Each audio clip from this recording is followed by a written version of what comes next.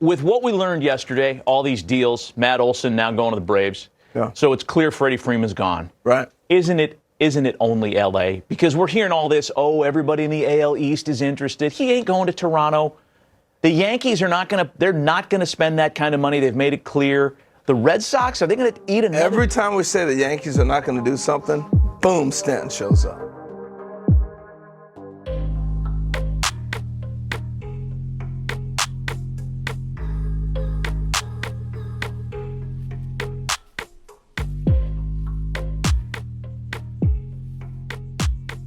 Boom. Here comes Garrett Cole. Oh, man. But isn't that the Freeman camp trying to make a bigger market for their guy? I don't think it's LA he or needs a bigger market. The Dodgers, but they're always going to write a bigger check. Well, I think the check was – I don't think the Braves make this move unless they know they're already in a territory that they can't get to. Well, the Braves are out. Yeah, I'm saying the Braves don't make the move they made. Okay. It wasn't about Freddie got out of their price range, obviously. It wasn't a bad relationship, don't like the guy, none of that. It was clearly we're not going there where you're at already with money. All about financials. All right, let me lock in on the financials. There you go. Yeah. So Freddie's sitting there. They know what's on the table. Here's where I'm at. Can you get there? They said, no, we're making our move. So he's got a deal from somebody at a number that people can't touch. So now it's just, I don't know what's taking. So who is that? Long. That's the Los Angeles Dodgers. I think it's probably the Dodgers, but it could be the Yankees. Maybe he's got two teams there. I don't know. I think that's. But he's in a territory where the Braves said we're not going. He's up in the clouds financially here. I mean, he's going to get. Oh, he's getting paid. Yeah. No doubt. So I'm sad though. I'm really sad for the Braves. Freddie Freeman, man. Dude, let me balance that by saying they got one of the best young left-handed hitting first basemen on the planet. No doubt. I'm not saying it was a steal. They gave up a lot of young, unproven, but young, really high-level talent. I mean, they basically cleaned out their system to get Matt Olson, but they got Matt Olson, and now, moments from now, we'll hear about a long-term contract extension that'll keep him there through 2050. Yeah. He's a Georgia native. He mashes left-handed pitching. Great narrative. Go ahead, great finish. Narrative. So it's not like all the Braves. Come at it. I get it. The Braves fans are upset because Freddie Freeman is Freddie Freeman. He was on his way to the Mount Rushmore with Dale Murphy and Chipper Jones and Spahn and Sane and whoever else you want to talk about. Right? He was. But what they did as a pivot was brilliant. They couldn't write that check, and they went out and got. I'm not even saying he's the next best thing. This might be a better option for the Braves than 7 more years of Freddie Freeman. We're looking at pure baseball. I'm going deeper. Okay. I'm going behind the scenes. When we don't have a third baseman who said, I'll take ground balls and play third, Freddie Freeman. Yep. Who shows up every day and says, I'm playing, so you're playing. I know you're sore. I'm in the lineup every day. Freddie Freeman set a mindset for that club. He set a whole different standard for the Braves. He came through the organization. That went all the way down. It filtered down. That's your guy. You got to be like Freddie if you want to play with the Braves. You're right. And to me, that is a standard that money doesn't talk about. It's not statistics. He showed up and threw up the numbers. But it is when he walks in a room and says, I'm sorry, Josh Donaldson, that's not how we do it here in Atlanta. I'm sorry to whoever it might be, this is how we do it here. Yeah. That carries a lot of weight. I got you. And I'm sorry. Yes, they'll have to pivot. They'll have to figure all that out. But Freddie, that you hear about leaders raising guys to another level. That's what Freddie. I'm with you. I'm a huge Freddie Freeman fan too, and his value is you can't put a price on it. But if it's clear he's leaving, which it was, the Braves didn't get caught with their pants down. No, they got a great player in Olson. Yeah. A great player. This is going to be a win for the Braves and whoever lands Freddie Freeman, and I'm saying it's nobody but the Dodgers. Let's say good morning to our guys. Woo, that was good. We're off and running. We got a lot for you today, JP, but let's start with this mega deal. It's one that Oakland he knows he wants to talk about that. Oakland fans knew it was coming. I mean, they've seen this before. Develop a star only to watch him go and become a Hall of Famer somewhere else. Here we go again from the Oakland perspective. From the Atlanta perspective, while there's got to be some disappointment, for all the reasons we just discussed, they made a great pivot move. Talk about the deal.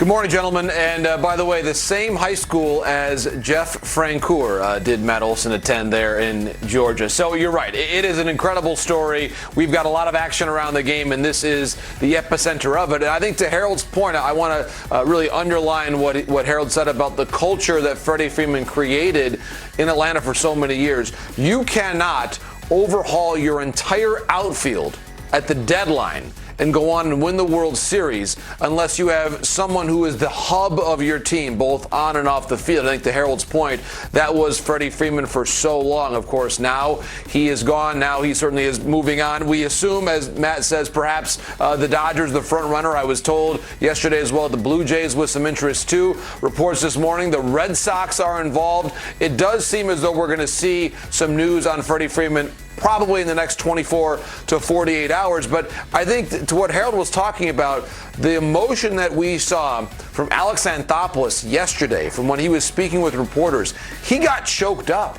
He just acquired, to Matt's point, one of the very best first basemen in baseball, a move that on paper from a baseball sense makes absolute sense. You trade out a 32-year-old first baseman and bring in a 27-year-old first baseman who is from your state with 2 years of control. You give up, to your point, Pache, the number one player in the organization. Langoliers, number two, a great young catcher, and then two young right-handers as well. This trade, they gave up a lot, but it's a very sensible price to pay for someone that's going to be in the middle of your lineup potentially for many, many years to come. But Alex Anthopoulos, who's a very thoughtful World Series winning GM, he was legitimately on the verge of tears yesterday. Tears, talking about this move and why it was so difficult. So I think for all those reasons that you guys touched on, it's an emotional deal, a logical deal in many ways, but one that certainly marks the end of an era for the defending World Series champions. Yes, MVP. Sir. Yes, sir. Let's talk about it from the Oakland perspective. I think it stinks. Well, a lot of people from the Oakland perspective think it stinks because they've heard it. They've heard this. Sayonara so many times to their beloved stars.